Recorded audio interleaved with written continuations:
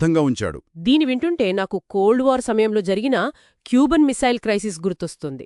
రెండు దేశాల సైన్యాలు సరిహద్దుల్లో ఒకరినొకరు గురిపెట్టుకుని నిలబడ్డాయి కదా. ఒక చిన్న రాయి విసిరినా, ఒక చిన్న పొరపాటు జరిగినా అక్కడ మారణహోమం జరిగిపోతుంది. ఆ గంగాతీరంలో సరిగా అలాంటి స్టాండ్ ఆఫ్ పరిస్థితి ఏర్పడింది. మరి భరతుడికి ఈ ప్రమాదం గురించి ఏమాత్రం ఐడియా ఉందా? తను ఏ ఉద్దేశంతో వస్తున్నాడో అవతల వాళ్లకు తెలియదు కదా. భరతుడి మంత్రి అయిన సుమంత్రుడు ఈ పరిస్థితిని ముందే పసిగట్టాడు. సుమంత్రుడు ఎన్నో ఏళ్లుగా దశరథుడికి మంత్రిగా పనిచేసిన అపారమైన అనుభవం ఉన్న వ్యక్తి కదా. గుహుడిని దూరం నుంచే గమనించిన సుమంత్రుడు భరతుడి దగ్గరికి వెళ్లి ఒక ఇంటెలిజెన్స్ బ్రీఫింగ్ లాంటిదిస్తాడు. ఏమనిస్తాడు? యువరాజా, ఆ వస్తున్న వ్యక్తి ఈ ప్రాంతానికి పాలకుడు. ఈ అటవీ ప్రాంతం, ముఖ్యంగా ఈ జలగర్భం అతనికి కొట్టిన పిండి. నీటిమీద అతని సైన్యానికి ఎదురులేదు. ఓకే. కాబట్టి అతన్ని ఏమాత్రం తక్కువ అంచనా వేయవద్దు, అహంకారం ప్రదర్శించవద్దు. వెంటనే అతనికి స్నేహపూర్వకంగా దర్శనమివ్వండి అని హెచ్చరిస్తాడు. ఇదొక బ్రిలియంట్ అడ్వైస్ కదా.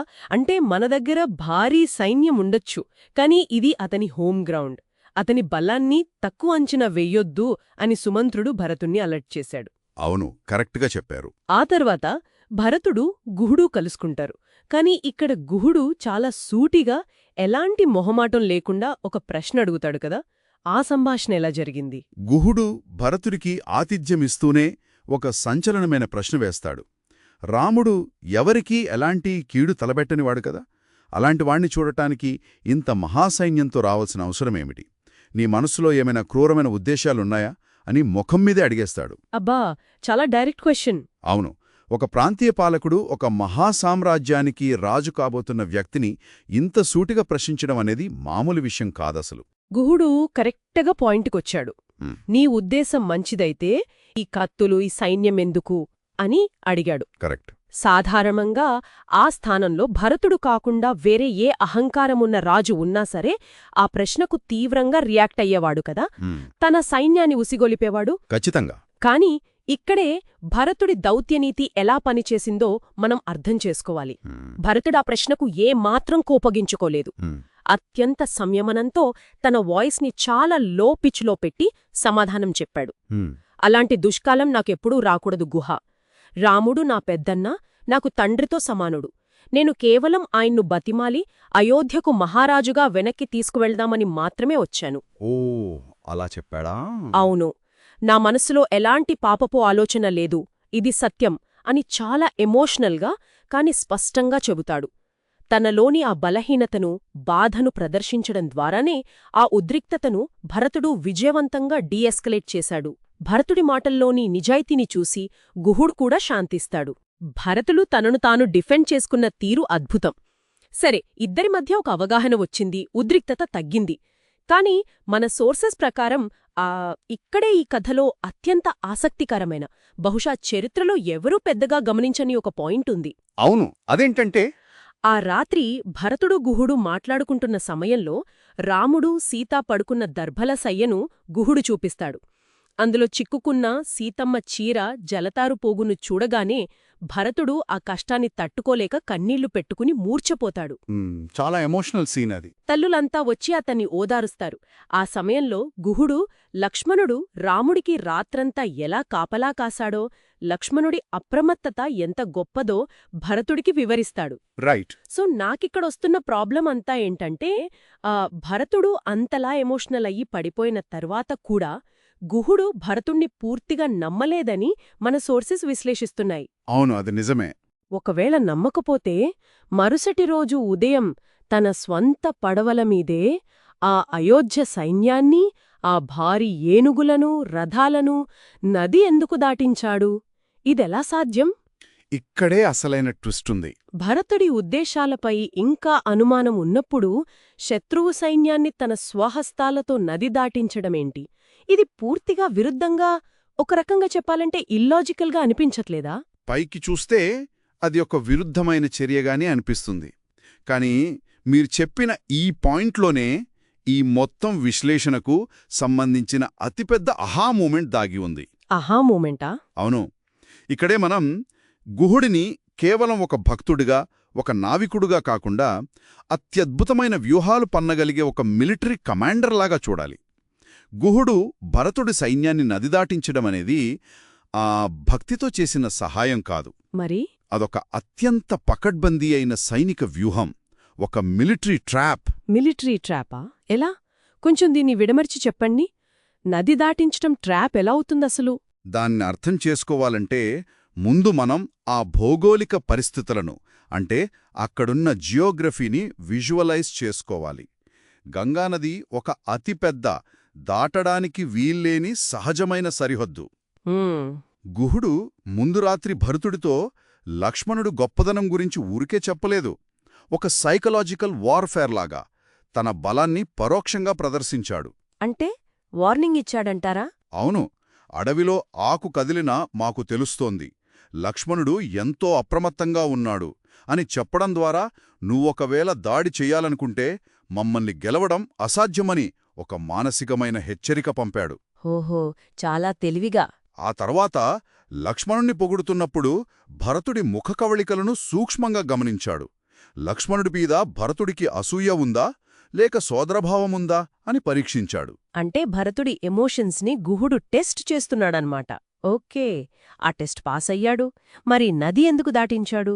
అక్కడే ఉంది అసలైన మాస్టర్ స్ట్రోక్. ఒకసారి ఆలోచించండి. భరతుడి సైన్యం లక్షల్లో ఉంది. గుహుడు తన 500 పడవల ద్వారా ఆ సైన్యాన్ని మొత్తాన్ని గంగా అవతలి ఒడ్డుకు చేర్చాడు. చేర్చాడు. సైన్యమంతా అవతలికి వెళ్లగానే గుహుడు తన పడవలను వెనక్కి తీసుకునే అవకాశం ఉంది కదా. ఇప్పుడు భరతుడి సైన్యం పరిస్థితేంటి చెప్పండి. ఓ మై గాడ్, ఒకవేళ పడవలు వెనక్కి తీసేసుకుంటే? అవును, వాళ్ల ముందు అడవి ఉంది. అడవిలో అజేయులైన రామలక్ష్మణులున్నారు. వాళ్ల వెనుక దాటడానికి వీల్లేని మహాగంగానవి ఉంది. ఆ నదిమీద ఏకఛత్రాధిపత్యమున్న గుహుడి సైన్యం విల్లంబులతో సిద్ధంగా ఉంది. This is mind blowing. అంటే గుహుడు భరతుడి సైన్యాన్ని ఒక భయంకరమైన ఉచ్చులోకి నెట్టాడనమాట. ఎగ్జాక్ట్లీ.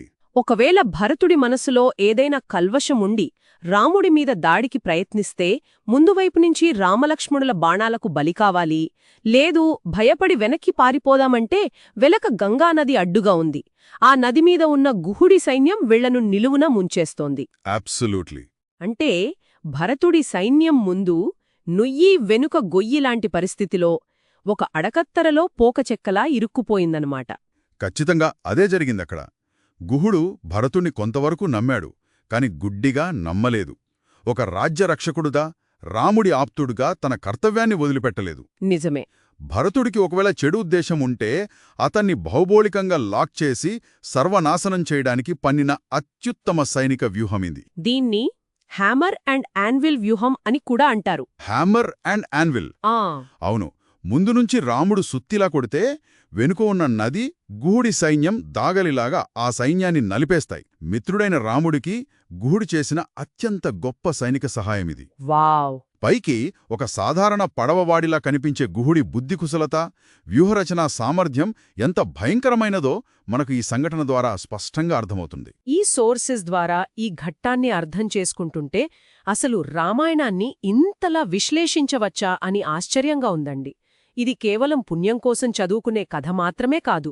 ఒక ఎక్స్ట్రీమ్ క్రైసిస్లోకి నెట్టబడినప్పుడు ఒక నాయకుడు తన పబ్లిక్ ఇమేజ్ని ఎలా కాపాడుకోవాలో భరతుడు చూపిస్తే, ఎవరినీ బ్లైండ్గా నమ్మకుండా శత్రువుని భౌగోళికంగా తన ఉచ్చులోకి ఎలా లాగాలో గుహుడు చూపించాడు. భరతుడు ఒక public relations and crisis management genius అయితే, గుహుడు ఒక అసాధారణమైన మిలిటరీ స్ట్రాటజిస్ట్. అవును. ఇద్దరూ తమ తమ లక్ష్యాల పట్ల అత్యంత స్పష్టతతో ఉన్నారు. భరతుడు ఏ క్షణంలోనో తన సహనాన్ని కోల్పోకుండా తను వచ్చిన పనిమీద, అంటే రాముణ్ణి తిరిగి అయోధ్యకు తీసుకువెళ్లాలనే ధ్యేయం మీదే దృష్టిపెట్టాడు. అదే సమయంలో గుహుడు కూడా రాముడికి రక్షణ కవచంలా నిలబడాలనే తన లక్ష్యం నుంచి ఏమాత్రం పక్కకు జరగలేదు.